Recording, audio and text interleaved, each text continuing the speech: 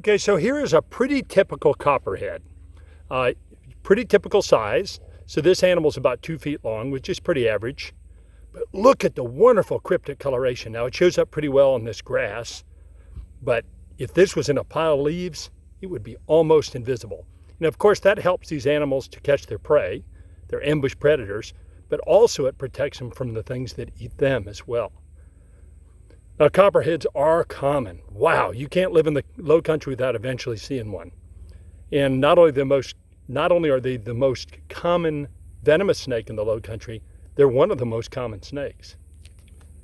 Now they are venomous, so if you get bit by a copperhead, it's pretty serious. You definitely have to go to the hospital. They're the least dangerous venomous snake we have in the United States probably, and the chances of dying for one are very, very remote. But still, you don't want to take any chances. So if you see a copperhead, leave it alone, move away from it, and if you don't mess with it, it probably won't mess with you. Now this is an adult. Let's look at a little guy because their coloration is a little different.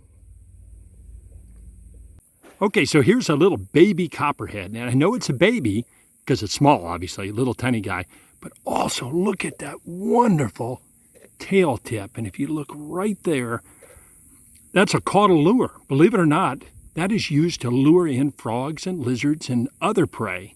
And so what it does is wiggle that tail tip, kind of enticingly like it's a little worm or a caterpillar, and animals come in to investigate that, come in towards the tail tip, and then they'll of course bite it, and then ultimately consume it.